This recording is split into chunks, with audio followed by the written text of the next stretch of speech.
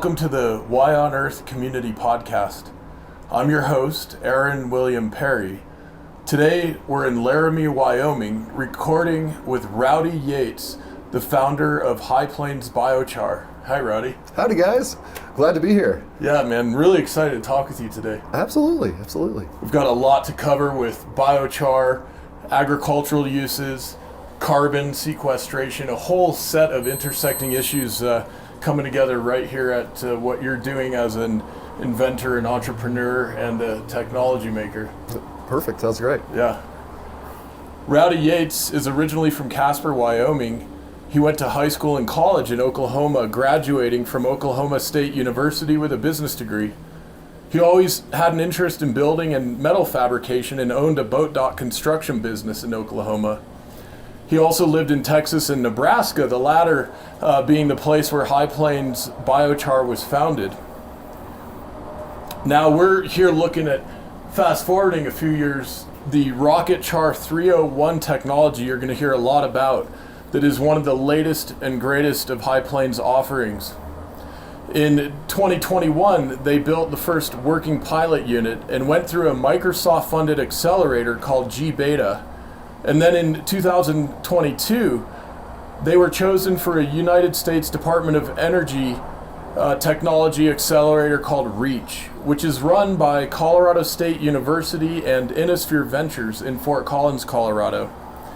Earlier this year, 2022, Kevin Johnson joined the team and is helping Rowdy now as they're accelerating and scaling up the technology, and also working to create the world's first biochar cooperative where participating members can verify and sell the carbon credits coming from the biochar production that the group is responsible for.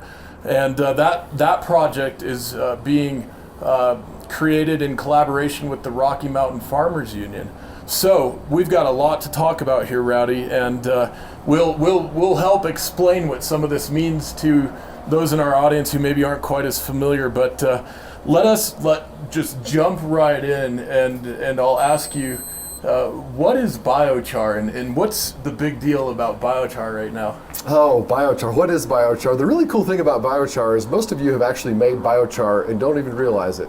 So if you've had a campfire and ever found large chunks of charcoal in the pit in the next morning, you've actually made biochar yourself. If you've ever burned toast in your toaster, you've actually made biochar yourself. So believe it or not, you've actually made biochar. But in simple terms, biochar is charcoal created from cooking biomass at high temperatures in the absence of oxygen. We typically use wood chips, but hemp, there's a lot of other feedstocks that you can use to make biochar with.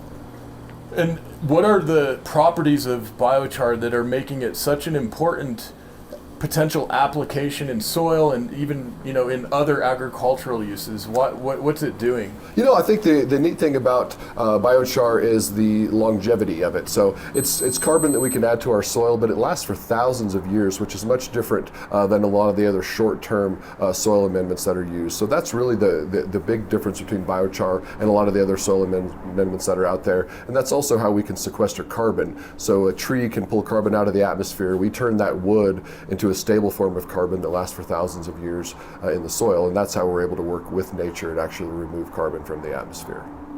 Yeah, it's really interesting, and I know a lot of our farming and gardening friends and colleagues are really excited about what biochar is doing in the soil as a soil amendment for the plants and the water retention. Can you explain to us what's going on there in terms of the properties as well? Absolutely. I think for that we really need to go back thousands of years to where the ancient Amazonians were creating terra preta, where they were adding charcoal and different things to the soils to grow more food for these large civilizations. And that's how they were able to improve the soil health to the point where they could actually grow large amounts of food on fairly small parts of land. And now fast forward several thousand years and we're essentially rediscovering this ancient technology that the Amazonians knew.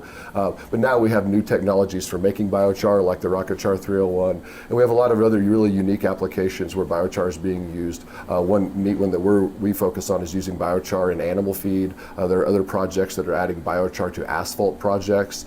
So there's just a lot of neat uses around biochar right now.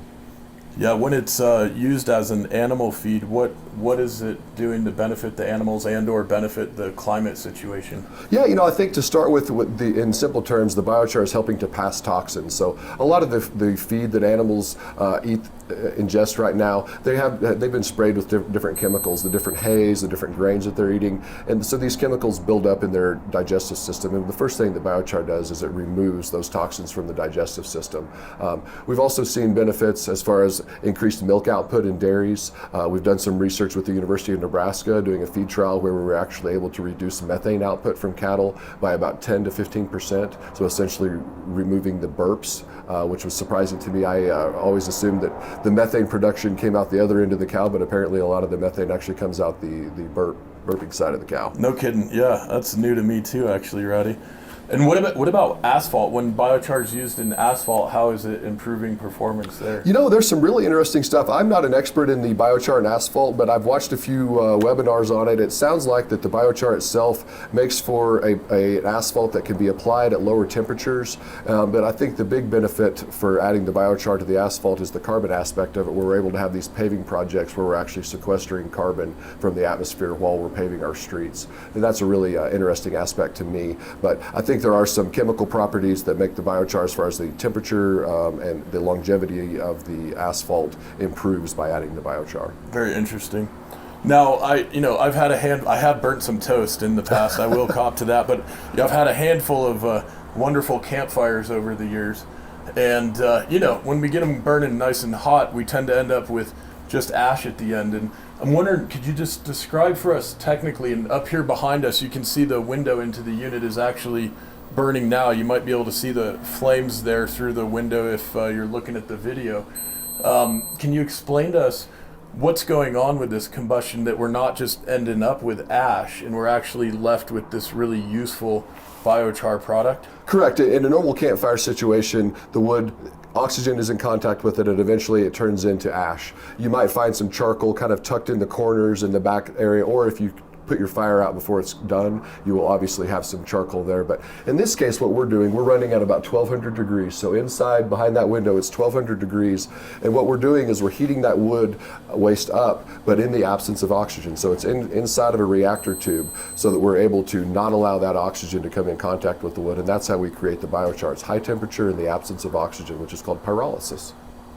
Yeah, and with this pyrolysis, I understand the output is not only a form of carbon that's going to stay very stable in the ground or whatever other application it's put into, but that also there's a whole bunch of porous, almost like sponge-like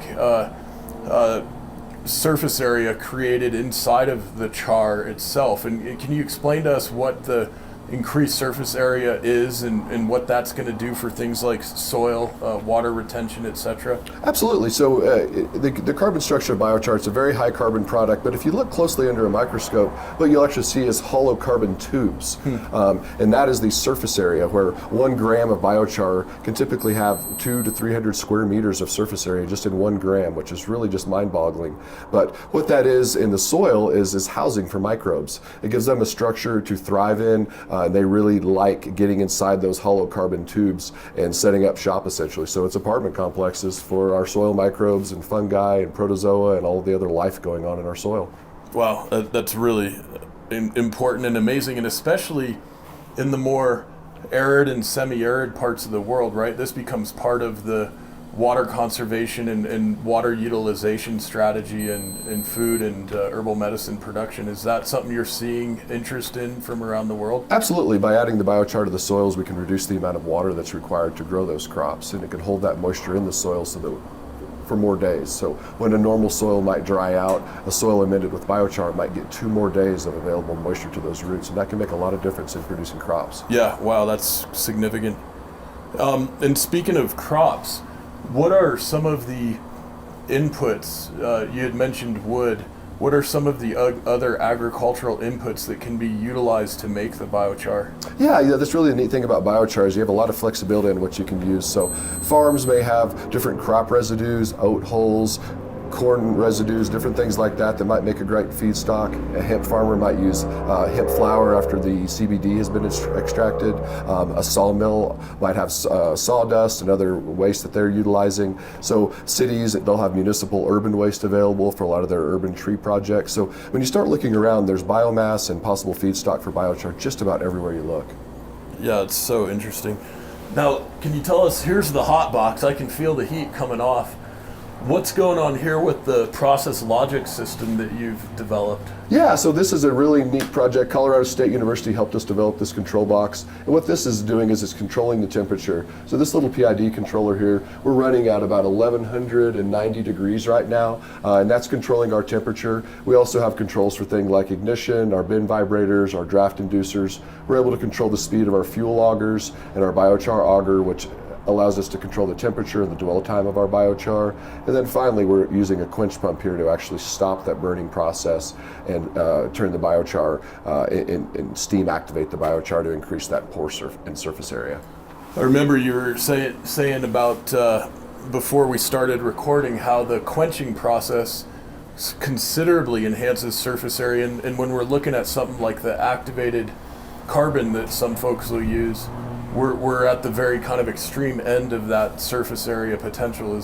Give us an idea of that. Yeah, we're able to take regular biochar, and by steam quenching, we're able to open those pores up just a little bit more, and that increases our surface area to we're actually approaching the surface area of some activated carbons without having to go through the typical activation process. We're just using the heat that we generate from the process for the steam activation, so there's no extra energy consumed. Yeah, that's amazing. And you were explaining also beforehand that this theoretically could be producing its own electricity requirements so that these could be deployed in very remote settings and not require any external or additional electricity input. Can you explain to us how that would work? That's correct. So basically this technology, one of the really unique features of this technology is that it doesn't require a fan for moving air. That essentially makes this the Prius of biochar technologies because of the low power consumption. And part of that also means that these can run on very little electricity. And what our goal is to create the first carbon negative technology that runs on its own energy. No one's ever done this before, and we feel like with a thermoelectric generator utilizing the heat from the exhaust stack on this that we can actually do that. This machine right now is only consuming about 1.2 amps of electricity while operating, so it's just this technology requires very, very little electricity to operate, which is what makes it different than all the other biochar technologies in the world. It's amazing, and right next to the room that we're in currently, the structure where we're in currently with the unit, is your machine shop. And been over there, and you and I met, I think, something like 5-6 years ago. Yeah, I think that sounds about right. Been up once or twice this way. You've been down to a couple of our Y on Earth events over the years, and it's been so wonderful the way you've shown up and shared and educated folks about the opportunities we have with biochar. But I got to say, with what you're able to do in your machine shop, Rowdy, it's extraordinary, and you are really one of these inventor entrepreneur types who has figured out a way to make this technology very simple, very foolproof, and requiring very little in the way of operational maintenance, right? So that this can get deployed in communities, farms, places even all around the world, right? Where this is going to bring a lot of different benefits into people's lives. And I'd love to ask you, what are some of the challenges that you've seen with other technologies that you've been able to kind of solve out of this technology? And two-part question, where are you seeing a huge opportunity for there to be great humanitarian impact deploying these units outside of the United States? Yeah, as far as the technologies go, there's a need for more biochar technologies right now. A lot of the older technologies that are available aren't super energy efficient, so they require a lot of electricity to operate. A lot of them don't utilize the heat that they're generating. A lot of them use fossil fuels for startup process. So there's a lot of improvement to be made in some of those technologies, and that's kind of what we did. We just tried to keep things simple, get right back to the basics, and if when we were engineering, if things got complicated, we just backed up and kept things simple. And that's really what the difference is in this technology. So as far as scaling out the technology, the sky's the limit here because this technology is small scale and can be used on a farm in India or a farm in Indiana. It really the sky's the limit as far as how many of these that we could actually deploy and make a difference. Right now, this machine is removing about 6 pounds of carbon dioxide per hour from the atmosphere. The average person emits about 4 tons of carbon dioxide per year as far as their carbon footprint. This machine is enough to actually offset an entire person's carbon footprint for the year, just by operating this machine. Wow, that's amazing. And then you're getting all those additional ancillary benefits, amending soil and so on. Yes, you've got the heat that you can utilize. So in colder climates, that heat can be utilized to heat a greenhouse, heat a shop building, heat a house. You're also getting the biochar to enhance your soil. And then on top of that, there's biochar carbon credits that are associated with producing biochar that are worth about $100 a ton. So there's really 3 different kind of income streams from utilizing a waste product and turning it into biochar. Yeah, this whole carbon credit piece has really gotten exciting the last couple of years, and going clear back to when I was in school looking at sustainability issues. This is about 25 years ago. For many years, as you know, Rowdy, there's been this kind of background discussion of when the carbon markets come alive and when carbon's pricing out, and we're thinking maybe $5, maybe $10 a ton, and now here we are, fast forward a quarter century from when I was looking at this back in school. And by golly, we've got a very active carbon market, and we're seeing some very exciting pricing signals coming from the global carbon market. I'd love to hear from your perspective. How have you seen the picture with the carbon trading evolve these last several years? And what's your sense about the role biochar is going to be playing over the next several years, the next couple of decades, as a global community here is responding to the very serious need to pull carbon out of the atmosphere?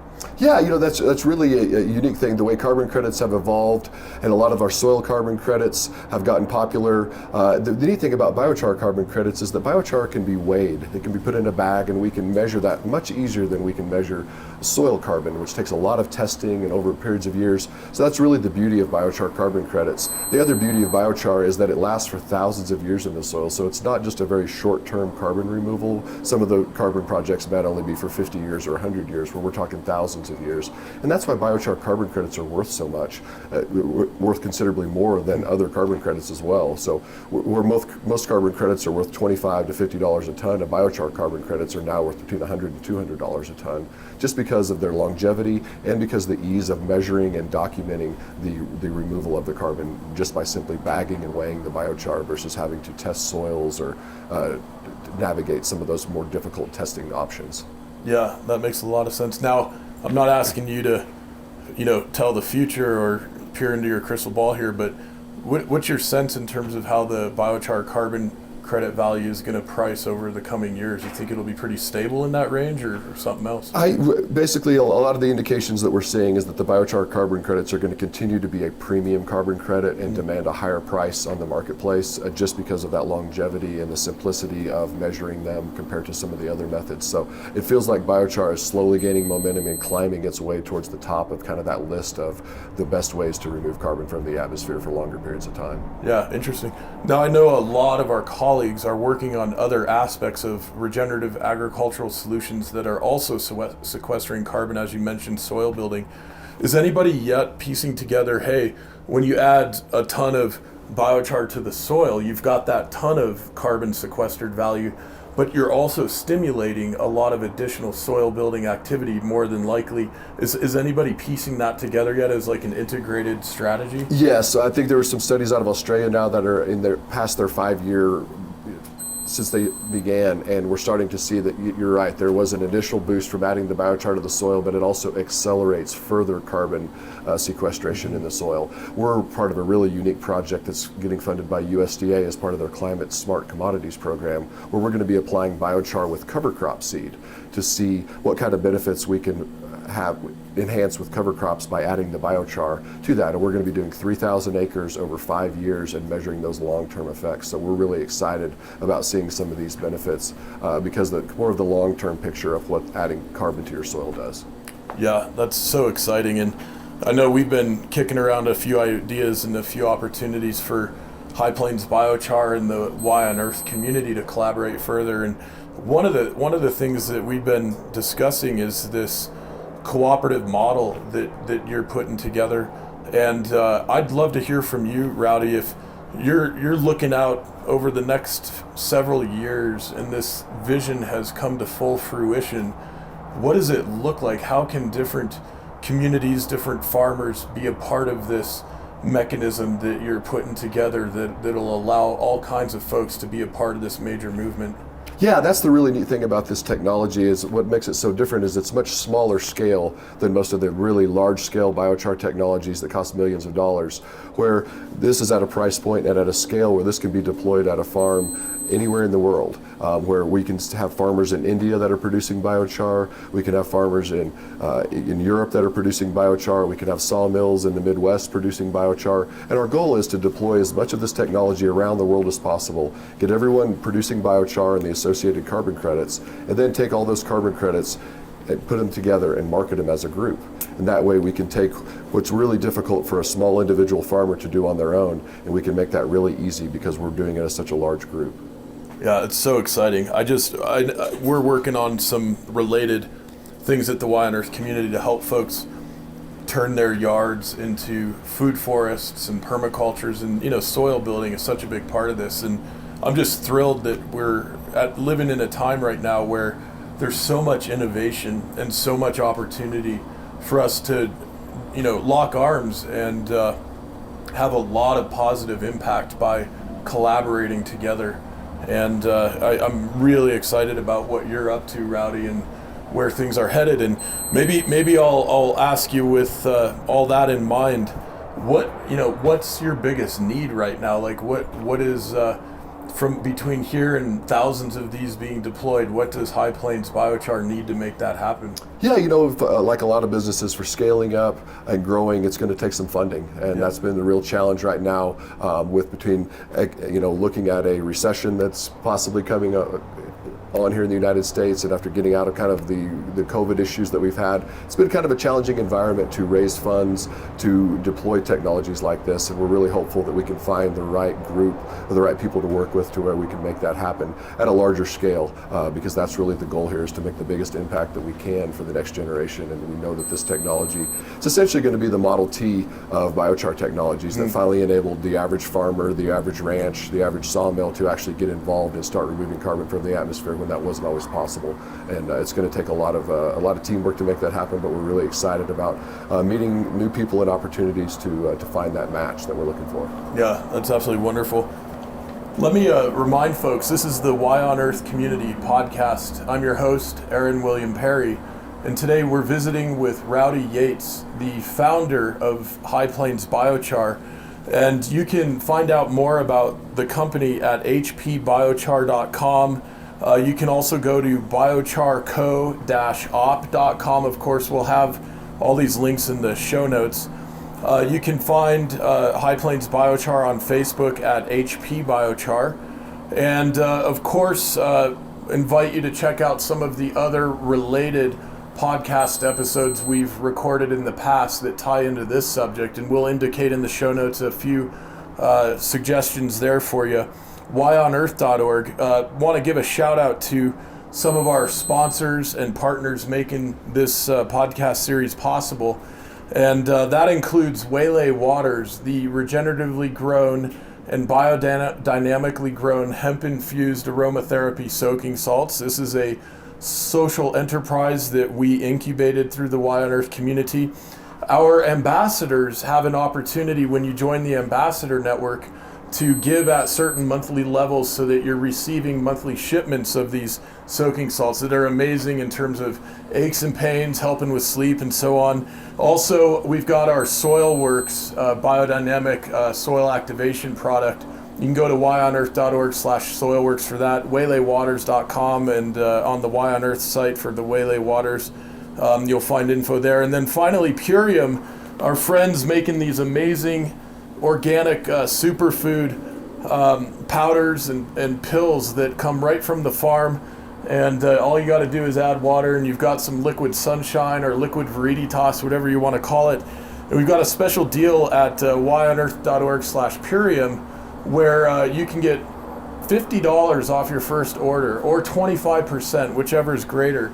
And there's a no-risk 60-day guaranteed money-back deal for you there. So if you want to enjoy some of the health benefits of these organic superfoods, I really encourage you to check out whyonearth.org/Purium, and 20% of those proceeds come back to support our work at the nonprofit. So that's really hugely appreciated.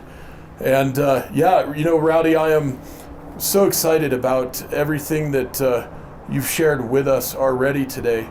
And I want to ask, what's a day in the life of Rowdy Yeatts looking like here in Laramie? You know, this is about just under 2 hours drive from the Boulder Lions area where we tend to reside and work. And what's life like for Rowdy when he's not in the workshop or not firing up the biochar here? I have a 15-year-old daughter, so I like to get out and enjoy the lake and the river with her. We love floating some of the rivers around here and paddleboarding. This time of year, with being in the fall, so hunting season's going on, so we like getting out in the woods and chasing animals around in the woods a little bit and enjoying some of the wonderful Wyoming outdoors together. That's absolutely wonderful.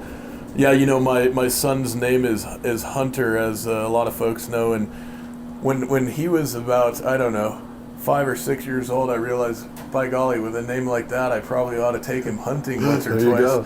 And so we kind of joke that a lot of the time it's a long walk in the woods, which we enjoy, but with some extra weight and gear to carry around. The heavy backpack and a long walk in the woods. It makes sense. Yeah, an absolutely beautiful way to experience a lot of the wilderness out west. And I imagine some of our listeners may not be familiar that, especially in the Rocky Mountain West, a lot of the fees from the hunting and the fishing licenses actually go to support a bunch of wilderness conservation, ecological conservation, and even restoration projects. And this is a huge piece in Colorado. I'm not as familiar with what's happening in Wyoming, but is it a similar dynamic? Very similar situation here. We were just at a Rocky Mountain Elk Foundation dinner a couple weeks ago for conservation projects that they do here. The Muley Fanatic Foundation is also really active as far as their conservation projects around wildlife. Oh, that's great, Rowdy. Well, I'm so excited about what you've been able to accomplish thus far, and so excited to see what's coming next, knowing that you've really set the table and things are poised for all of this to scale up in such a powerful way. And I guess, before we sign off with our episode, Rowdy, is there anything else you'd like to share with our audience, or just say in general about the work that you're doing? It's not so much about the work that I'm doing. My goal is to encourage you to, no matter where you're at, where you're located, what your situation is, do what you can to make a difference. Whether that's doing some work with biodynamic soil activators, whatever you can do, figure out what you can do and make a difference. That's really the main thing, is that everybody's situation is different, and just go out and make a difference in whatever way you can. Yeah, it's really wonderful. I couldn't agree more with that one, Rowdy. And listen, on the website for High Plains Biochar, there are also some great videos where Rowdy's walking and talking through some of the more technical aspects of the technology. So I encourage you to check that out. And I'll be remiss if we're not able to open this up before we sign off on the episode, just to show some of the more nuanced and technical stuff you got going inside the box. Colorado State here. University did a great job. The folks over at Powerhouse helped us design and build this control box, but they did a fantastic job. We really enjoy working with the folks over there at CSU Powerhouse. And you've been able to basically, through some of this sophistication with elegant design, make it so the unit is extremely easy for anyone to operate. Isn't that right? That's exactly right. We're trying to make it as easy as possible. We even have an app so that you can actually just monitor this on your phone and actually shut the unit off on your phone. So we're trying to make it really simple to use for kind of the modern world, I guess. Oh, that's absolutely simple wonderful. Technology for the modern world. Simple technology, yeah, I love it, Rowdy. Well, thanks so much, my friend. It's been great visiting with you. The Y on Earth Community Stewardship and Sustainability podcast series is hosted by Aaron William Perry, author, thought leader, and executive consultant. The podcast and video recordings are made possible by the generous support of people like you. To sign up as a daily, weekly, or monthly supporter, please visit whyonearth.org/support. Support packages start at just $1 per month. The podcast series is also sponsored by several corporate and organization sponsors. You can get discounts on their products and services using the code YONEARTH, all one word with a Y. These sponsors are listed on the whyonearth.org/support page. If you found this particular podcast episode especially insightful, informative, or inspiring, please pass it on and share it with a friend whom you think will also enjoy it. Thank you for tuning in. Thank you for your support. And thank you for being a part of the Y on Earth community.